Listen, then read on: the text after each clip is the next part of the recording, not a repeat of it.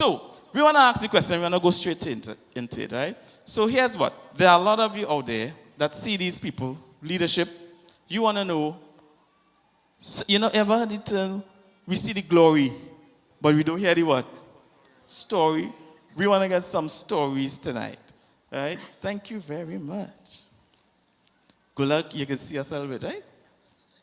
I think I need to. Yes, I can see everyone. Excellent, excellent. So, Keon, since you're on the right-hand side of me, let me know he's a youth leader in Life City. Life City in the house? Is Life City here? So we want to know, Keon, how you got to be in youth leadership. What was the process? Just give us a little summary about that. I think you started picking on me very early. I don't like that. All right, so good night, everybody. I'm so happy and it's an honor for you guys having us here tonight. So for me, me and Pastor Andy were chatting on yesterday, and I was telling him, and I use the term when it comes to youth leadership, finding myself in youth leadership, it was quote-unquote by the way. We all know nothing happens by the way because it's always the plan of God. But it happened by guess. I saw there was a need. I decided to fill the need under the mentorship of big boys like Lyndon Balkaran and stuff. It really, really inspired me to really get into youth ministry. I've been serving in youth ministry for just over about 12 years now, and it's been a journey. Okay, so you saw the need, and God used you based on your need. Amen, amen. Brother Lyndon, talk to us. How did you get... Last time I had a conversation with you, I hear you used to be all drinking all over the place. Now, can you tell us how you reach here? Wow, I didn't go lower. You're laughing. Yeah, it's funny. Yeah, my story, I was all over the place from a very young age, from age 12, age 13. Under my youth leader at my church, I was like, wow, this guy is a hero, And if I could be anything like him, it would have been such a great accomplishment for me. So I always had a desire for youth ministry, but I always felt like I didn't meet the criteria to be an effective youth minister. I grew up in church, but I backslid. I found all the right reasons to do the wrong things. And I walked away from Christ, and I always felt like if I had messed up too many second chances, I felt like every time God was giving me a second chance to start over, that I messed it up. I remember being in a small church, just about 60, 70 persons was in the church, and the pastors said that I wasn't good enough to be the youth leader at that church. And I remember being so rejected because this was my one desire, And just thinking back at that, I was thinking about that last night, that I wasn't good enough. And I was told that to my face, that sentence, that he cannot be the youth leader. He's not good enough to be the youth leader, But it was a space I always felt called to. And I remember moving to Faith Assembly, and I was like, yo, this is such a big church. There's such a dynamic youth ministry. I will never get the opportunity to serve here, to be a part of the team, or whatever it is. And I was actually hosting a wedding. And somebody saw me hosting a wedding. I'm not a good host as Golda, but I was just hosting a wedding. And somebody from the church, he was like, hey, we're going to start this youth ministry, and we want a guy to host the program. And they saw how I MC the wedding, and I was like, hey, come and host the opening night for the youth ministry. And I was totally blown away. I came early dressed with my best clothes that I had. Wasn't that nice? There are photos of the night. I won't tell you where it is, because it's not nice. And I came there early, and I was there in the space, and just being faithful, being available, whatever they asked me to do. They asked me to plan a program. They asked me to read a scripture verse. Whatever it is that they asked me to do, I was there and I did it. And then years later now, God has called my wife and I to lead the youth ministry, and God is doing amazing things. But it started with a desire in my heart. I seem like I just shared last night, it was a process of getting to that space. Amen. So I'm hearing faithfulness here. Faithfulness. There's a need, there's a desire, faithful for the call. Amen. At some point in time, somebody in this auditorium is going to get something inside, that song's like me.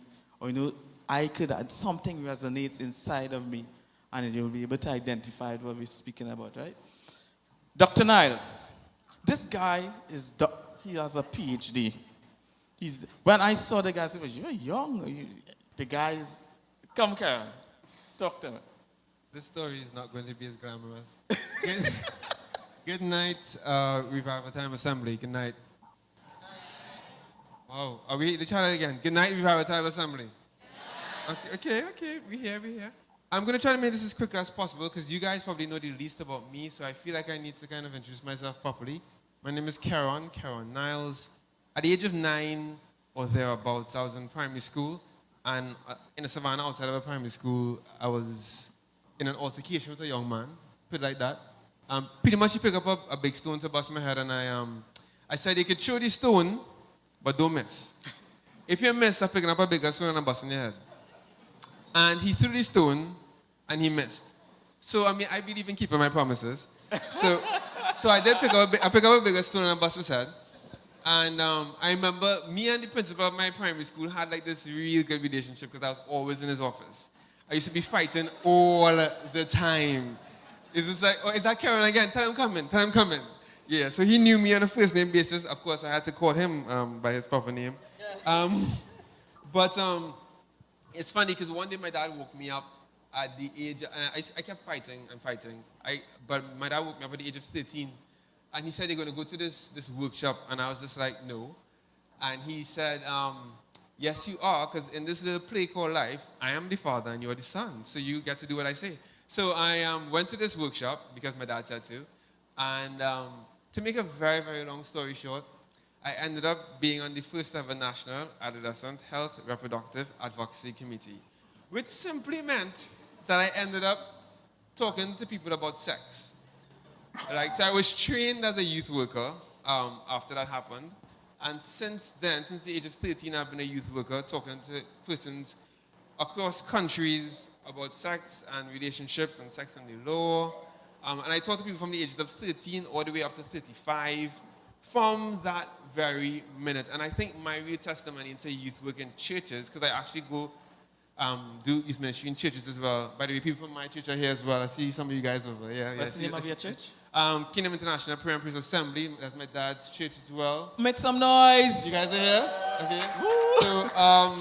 So I see, so at that time, what happened was I got asked to go onto national radio. I was in Form 6.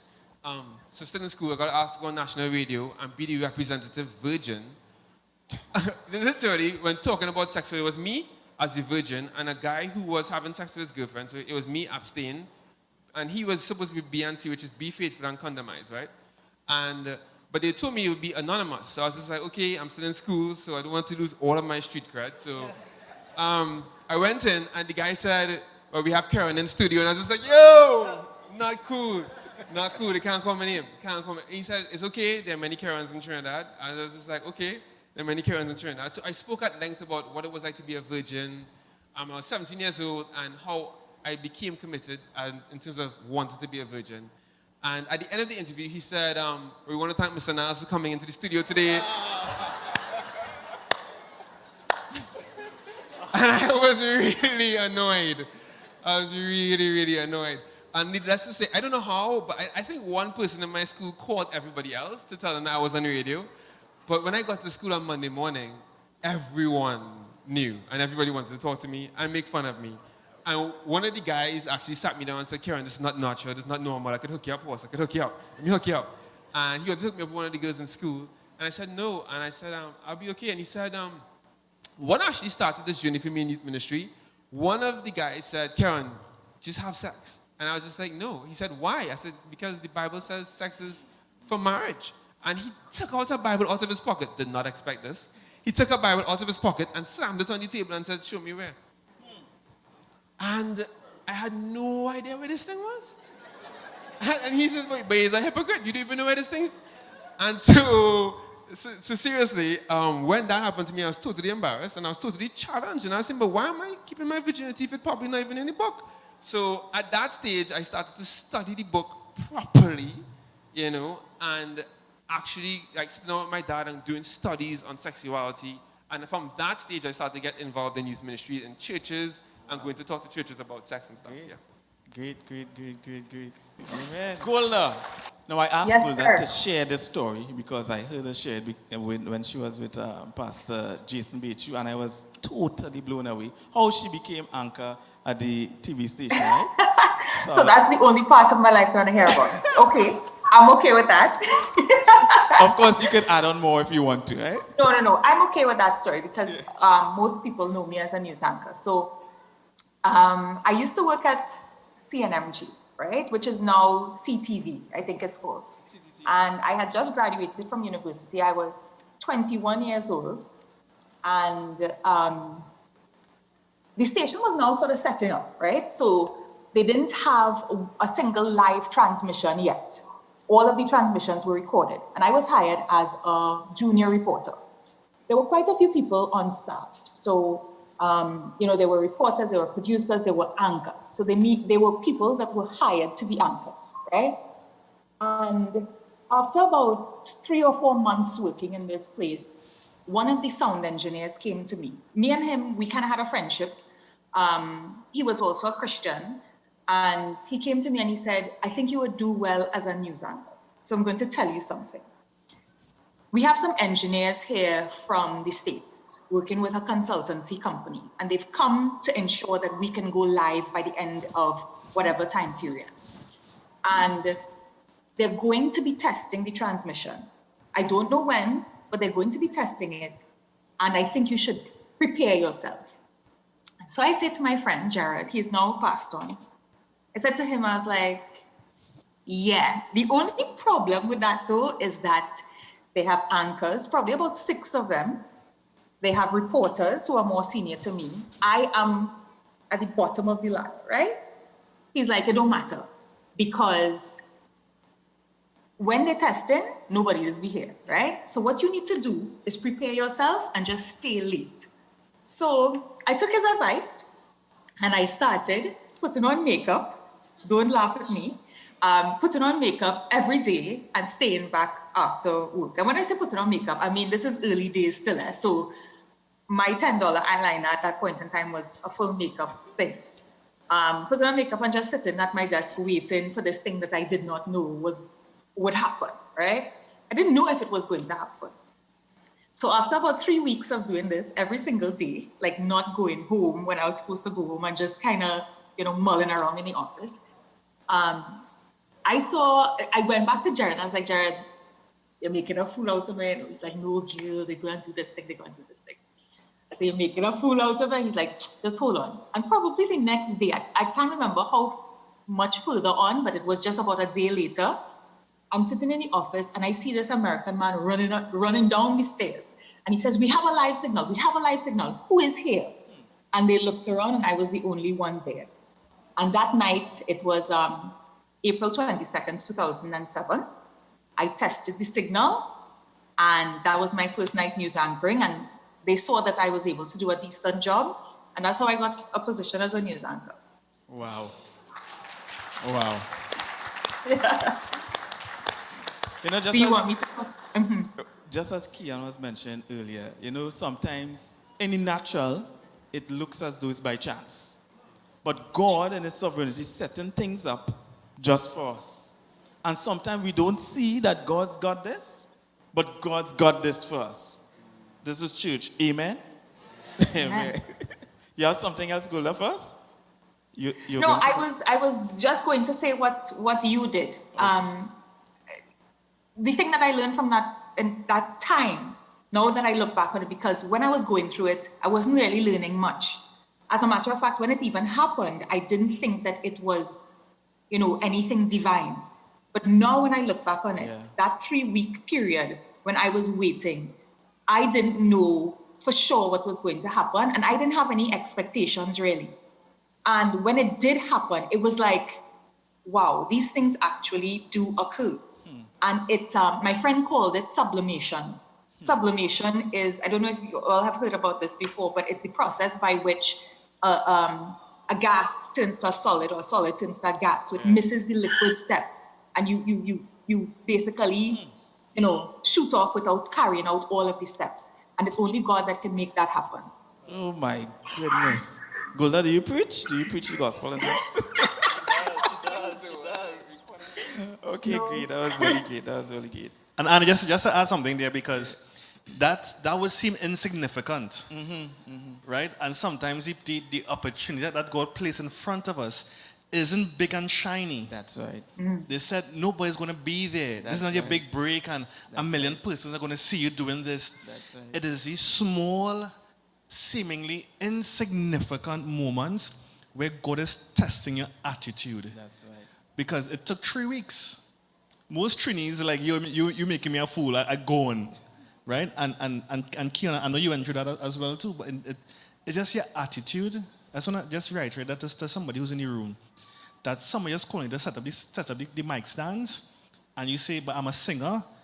Nobody call it to singers yet. Just set up the mic stands. Yeah, that's and right. have a good attitude That's right. while setting up the mic stands. I just want to just add that little point in terms of what Gola just was outlining there as well. I love that. I love that. I love that. We have a question coming in here.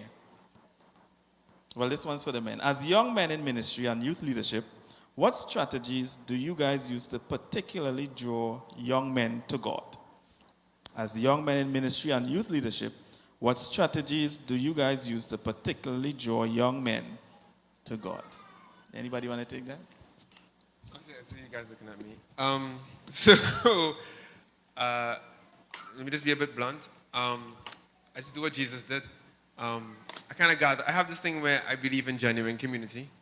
I can't give you the full story behind why I believe in it so hard or so much, but I really believe that, Jesus looked at one guy and said, yo, follow me. Drop what you're doing, follow me. And then looked at another guy and said, yo, stop what you're doing, follow me. And I really believe that works. Like, discipleship is not an old idea.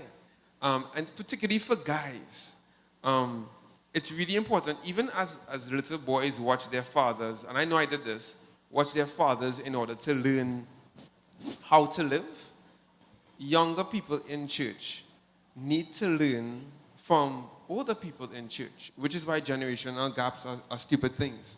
So just to be people say I'm blunt, so prepare yourselves. I'm not trying to be offensive, this is me. So sometimes I have to go, because I work, I get called to Kiddies Carnival. I'm a youth worker. So when things go wrong, I get called. So I had to go to Kiddies Carnival, and it amazed me seeing these parents pushing these prams and teaching their children how to whine. And then I would come to church and see parents refuse to teach their children how to worship. And it's amazing. Honestly, especially for boys, especially for young men, the easiest way to turn me off of the gospel is to hit me some theoretical nonsense and tell me have a good day. You understand? How is God good when my parents just had a divorce? Tell me about that. So life has to be lived in community. You have to pull me in. You have to actually walk, because that's what Jesus did. For years, he walked with these guys, fishermen. I don't know how many of us would literally hang with fishermen today, but seriously, he called these guys and said, do life with me. And sometimes you have to go back to that. That's actually what I did with Lyndon. I just said, I love you, please, let us do this together. And that's why that guy there in front as well, Darren. This guy here too, Dean. I do this all the time, and I say, Follow guys, me. oh, sorry. Yeah, I do this all the time. I say, so if you want to build a men's ministry in church, don't stop trying to call men's meetings or do stuff like that you think is manly. Do life. Answer some questions. Tell me what's going on tell me how to live and use what God has given me in my heart. This is the last thing I'll say on this question, because I think it's so important. We say to somebody, I'm going to make sure that you don't smoke. I'm going to make sure that you don't smoke weed or you don't have sex before marriage. That's not accountability. Accountability is accounting for your ability. You have the ability to heal the sick, make the blind see, make the deaf hear. Are you using those abilities? So if I'm your accountability partner, I'm asking you, what are you doing with what God has given you, right? My job is not to make sure you're not smoking, My job is to make sure that you're on fire for Jesus. So understand that when I come alongside Lyndon, we are working, we're doing his business. I'm not here to make sure, hey, you're masturbating and not masturbating. Those things go out the window when we get closer to God. And that's how we build a men's ministry. I'm done, sorry. Kian, as a youth leader in Life City. Tell us something about that. All right. I think he already said everything. Me, I don't have anything to say here now. Just kidding. Just kidding. All right. So when it comes to youth ministry, especially pulling, and this could go for male or female, trying to get them to gravitate towards quote unquote church or to God or to Christ. We had to throw out the old ideology and theology that we would have had growing up. When I was growing up, I served God because I feared the pastor. When I was growing up, I came to church because I feared the leadership. The young people in this generation, they don't fear anybody. I have a niece, and she's what? She's about 5 years. And everything you tell her not to do, she wants to know why not. She wants to know the details behind that. And it's a simple concept, and I want to reiterate what he was just saying. That for me, that works is simply this. You win their heart, you win the hand.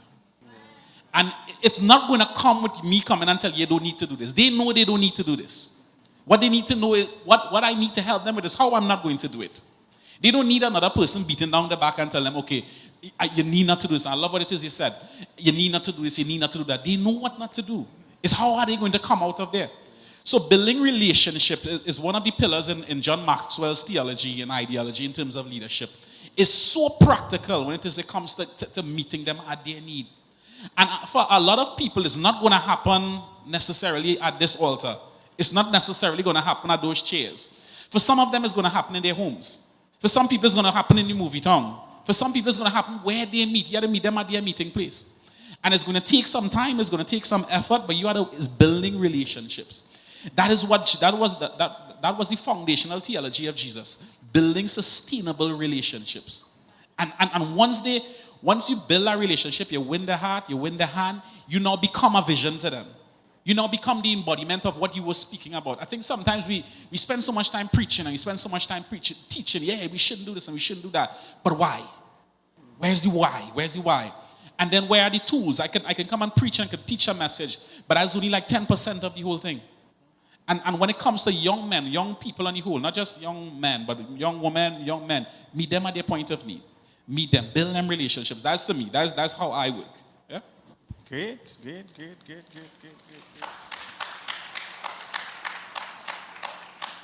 So since we were on the male side, we want to go on the female side, Golda. And especially, I know in this day and age, but things are kind of changing now. But I'm sure people want to know your perspective on growing up in the corporate world, even as a female, even as a female, and the challenges that you might have had on your journey. Could you help us with that? So, as I told Lyndon and Karen when we were talking backstage, I am but one woman, so I can only tell you about my experiences.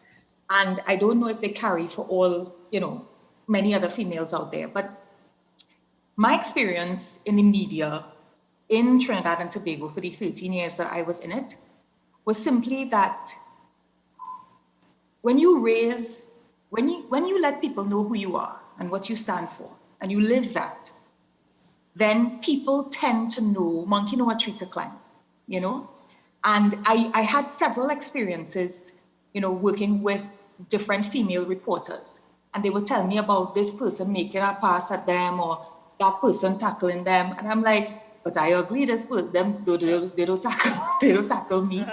But it's really about living your truth. And if you believe what you believe and you are who you are, those principles will carry to every single aspect of your life. You're not a different person when you leave church. You're not a different person when you are at work. When you tell the world, I am a follower of Jesus Christ and this is what I live for, then you are that every single day, no matter where you are. And you represent him every single day, no matter where you are. So that is my experience. I know that there have been different things that have been said, but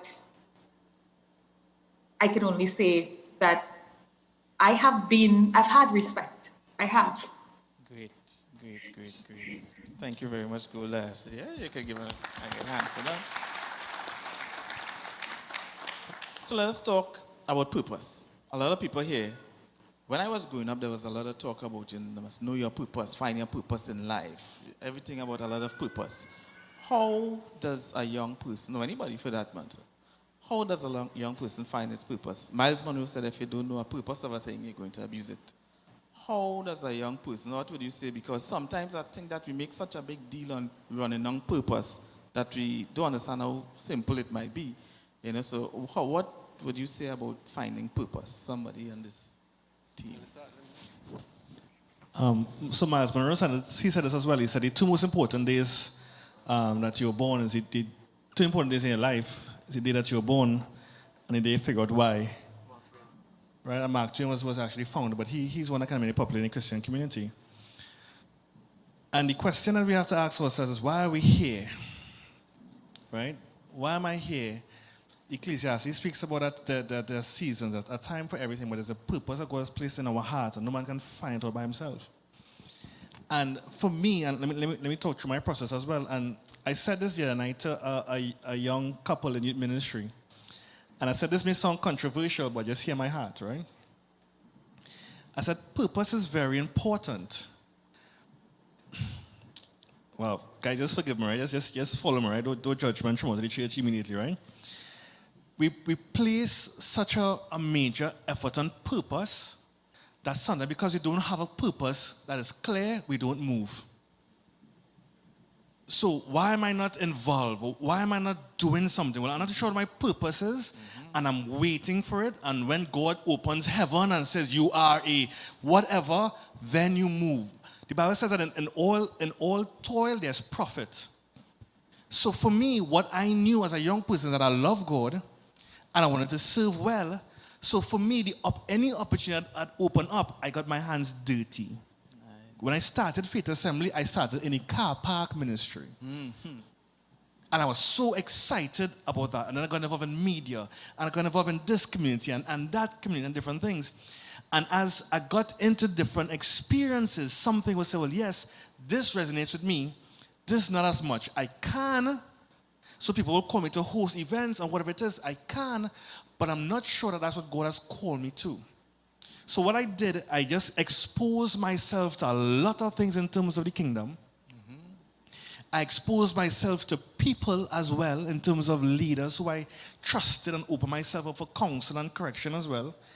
And as time progressed, what I began to was now narrow the focus. Because God doesn't call us to be all things to all men. Right?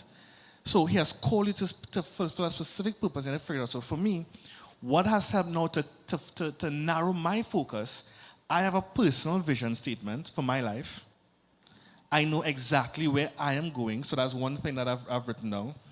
The second thing I've written down is something called a 6-word story, and maybe another time I can talk about it. But I've written down 6 words to sum my entire life. That when I die, if these 6 words can actually be said with credibility, then I'll call that success in life. So I started from a very wide space in terms of being available, being in the space, opening myself up, serving, having the right attitude. And as time progresses, the Spirit of the Lord will now narrow your focus and say, hey, this space. And the last thing, I had 3 things. I know something was missing. I have a vision statement. I have a 6-word story. And I have something that I believe my wife and I, and marriage, we can talk about another time in terms of, it's not just your purpose, but you and your wife purpose come together. There are 3 things that I think my wife and I were called to serve in, or to add value in, which is education, youth, and leadership. So anything I do in my entire life, it has to have some value for education, youth, and leadership. So I say it starts wide, and it narrows over time. Great. Karen, I see you have the mic in your hand here, right? You're pulling out your book. My mom always used to say, Karen, your passion is connected to your purpose. So what are you passionate about? I got a job so I did my PhD in New Zealand. And I got a job advising every single year 1 student, beginner student, giving them academic advice in terms of why are you at university? What are you doing here? And some people would leave my office crying because I would ask them, what is the deeper purpose behind what you're doing? And some of them simply had none. Some of them wanted to get away from their parents, right? So I would ask them this question. I'd ask them, what makes you angry? You know, what gets you fired up? And what would you wake up and do every single day for free if money wasn't an issue? Because those are the things that you're passionate about, and it's probably because you were created to do it. That's just like a hint, right?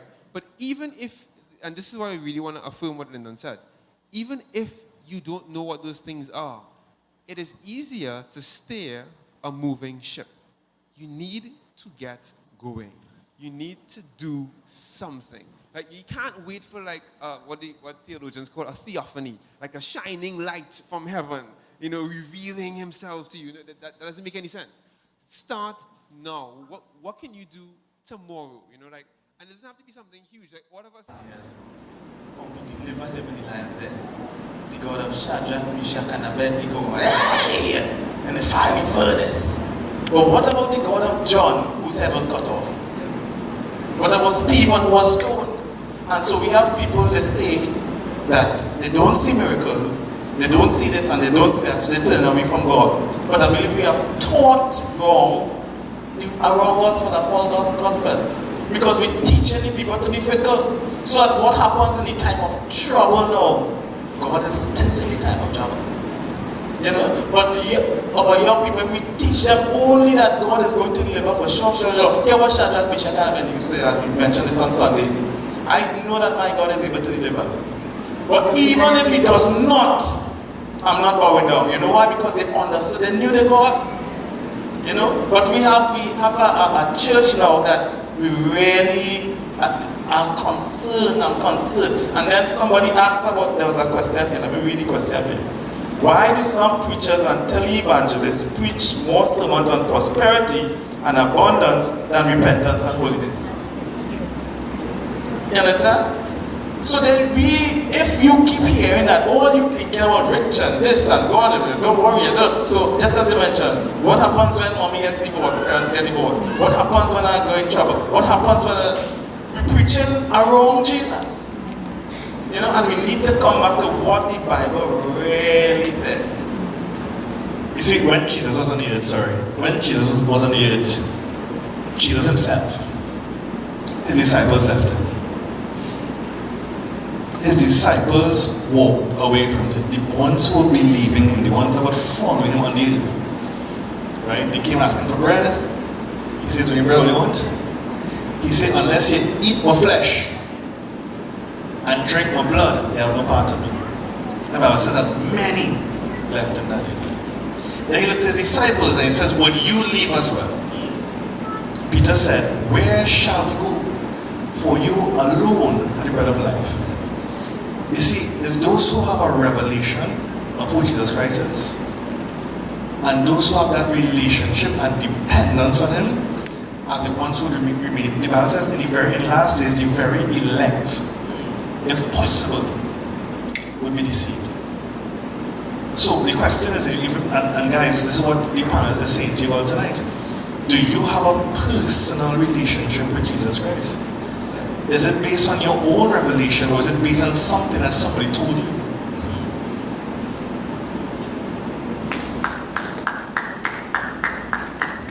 Can I just add to that?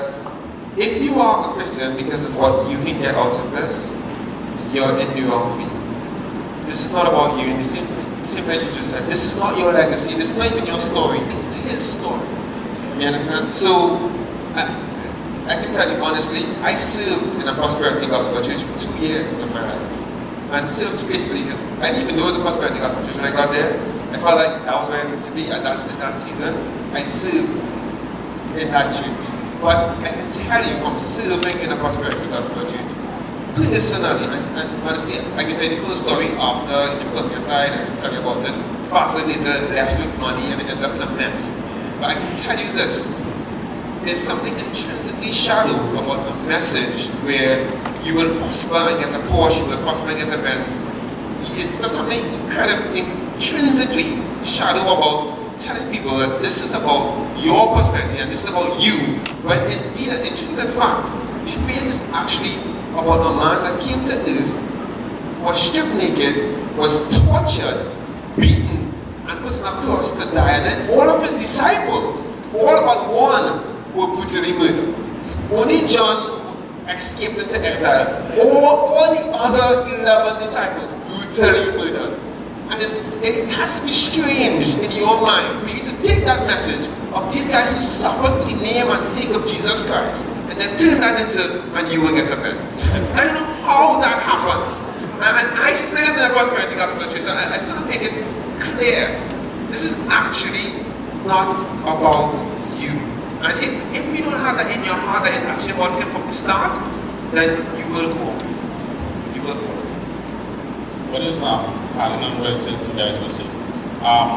What I think is also really, really important is the responsibility of every individual Christian in this season. What was unique coming up, let's say in the book of Acts, we see how the transition period taking place, where Jesus' ascension, the disciples not knowing what to do, the receiving declaration from Jesus telling them, well, okay, you need to wait, you able to receive the Holy Spirit. For most of them, they probably didn't even know what was going to happen. However, they held on to two promises. That was one, and the second one was that his return will be imminent. The thing about the return is that they didn't know it. So they had a zealousness to transfer what they had received in that moment. And I think we have become desensitized when it comes to that zealousness. And we will talk about all of the apostles that would have died. And they died because they were zealous in pushing the gospel. I think we have moved away in terms of being what am I going to sacrifice to ensure that my brother don't fall? What is my responsibility? Because we can sit and we can talk with theology about it, we can talk about what they should do. What am I doing? I was ministering to my youth group recently, and I did an illustration for them with a string of light bulbs, Christmas lights. I showed them when it take out one, how many go there. And I was showing them how we as one light have the responsibilities for so many of them. And I believe as Christians, yes, it might be strong now, and it might be strong now, but the strength is not just for you. The word of God says that the strong shall be in the infirmities of the weak. So we as Christians, as believers, also we have a responsibility.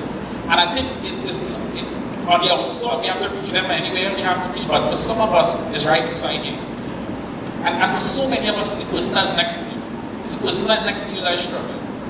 And we have an ideology in Christendom that we tend to leave an injured soldier. He fall, he wasn't good at all. He wasn't good at all. And we have to understand the devil has a job. I love what God said, the devil has a job. And he's a perfectionist when it comes to his job. However, what are we doing to counteract the onslaught that is taking place? And the preaching is good, and the teaching is amazing, and that's the first part. But the second part, we have to take that message to them beyond the words, make it tangible, and it comes back to the initial point that I would have said. Meet them at their point of view. Paul said, I become all things to all men. You understand? Because the intention was the gospel of Christ, the salvation of Christ coming to them. Okay? Amen, amen. Come on, give the panel a good hand tonight.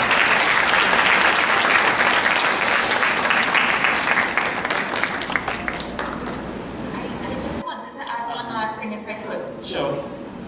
It's going to take a minute. I'm just going to say that after the episode that I had that really changed my life, I was, as I told you, going through it, and I was saying, why has God left me to deal with this? Why? Where is He? And after He wrestled with the enemy for my life, and I mean that, my life changed. And I saw myself as not just a news anchor, but I saw myself as someone with a platform. So me talking to you today is as a result of that. I was actually the bucket with the hole for a while. And over the last 2 years, my life has changed. And now I have to tell everybody, if a day passes and I don't tell somebody what Jesus did for me 3 years ago, then it was all in vain. So I just want to leave you with that. You know, I didn't know what it was about, and it was the most frightening and horrible experience of my life. But so much good has come from it. And that's the way that He works sometimes. He turned my head the only way that would allow it to be turned. So I leave you with that as my little birthday message. Be aligned. Thank you very much.